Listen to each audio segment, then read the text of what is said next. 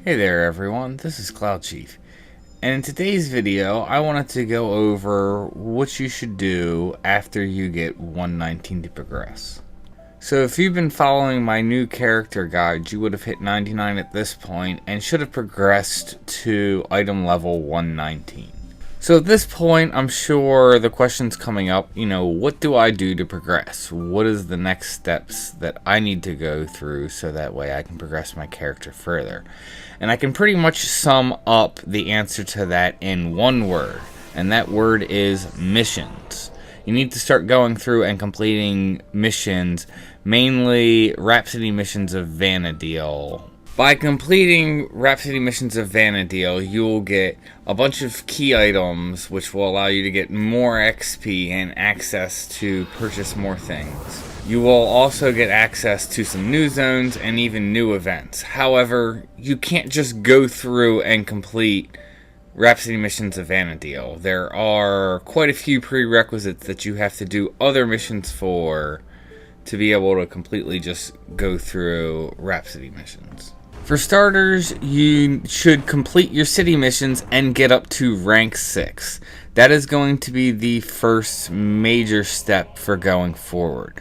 Plus, you get access to several things by getting rank 6. By getting rank 6, you will get access to the original Dynamis, which is an event that you will need to do if you actually want to make any relic weapons. Also, you need to obtain rank 6 to be able to start Zilart missions. You need to complete ZM4 and have ZM flagged 5 to be able to get through all of Rhapsody missions. For COP missions, you need to have gotten past the cutscene for 3-2 and have the fight 3-3 flagged. To be able to get all the way through Rhapsody missions of Vana'diel, for Treasures of Arch Ergon, you need to be flagged on mission 12, which is the Royal Puppeteer. For Wings of the Goddess, you need to make it to mission 8, which is called In the Name of the Father. There are also some quest lines depending on which city in the past you want to align with that you have to do before you can do some of those missions. And then for Seekers of Adeline, you need to get to 2-7 behind the sluices. This is pretty much to the point where you're on chapter 3 of Seekers of Adeline to be able to get through all of Rhapsody missions. Once you've gotten through all the other missions to this point, you can just go through and finish Rhapsody missions, which will then give you access to Ryzenjima, which also gives you access to Omen, which is another endgame content that you should be doing because that allows you to upgrade your artifact armor. So once you have Rhapsody missions done, I would recommend you start going through Zilart missions and complete that so you have access to Sky and all of those high tier battles that are associated with Zilart missions, and then go through all the COP missions and get that knocked out so you get access to C and all of those high tier battles.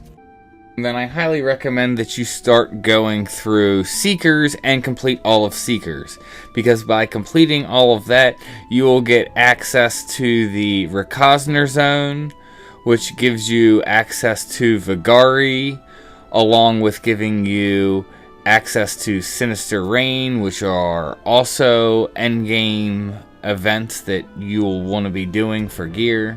And by getting through Seekers of Adeline, you will actually get the choice to pick a Seeker's Ring, which you can only pick one, but all the rings are really good. I actually have a video that I talk about that. You can check down in the description for a link to that video.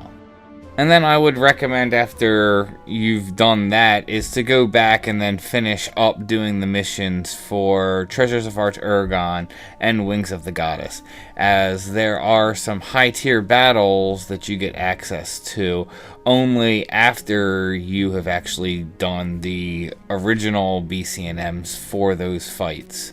So that way you get access to the high tier battles, and those high tier battles do have some really good gear. And at that point, you will have access to all of the endgame content in the game. There might be some other hoops you need to jump through to access whatever endgame event, but for the most part, you're like 95% there. Like for Dynamis Divergence, you do need to go through and complete all of Dreamland Dynamis to be able to access that, and to access Dreamland Dynamis, you need to have actually made it to Zark, so you need to have progressed through the original Dynamis zones before you can start doing Dynamis Divergence, as an example. So by getting through missions, you then have access to pretty much any event that you want to do, and by having access to any event that you want to do, you can then basically obtain any gear just by doing the event, and you can be making progress on whatever job you want to be gearing up. Thank you guys for tuning in, thank you for supporting the channel, and may you have success in all you do.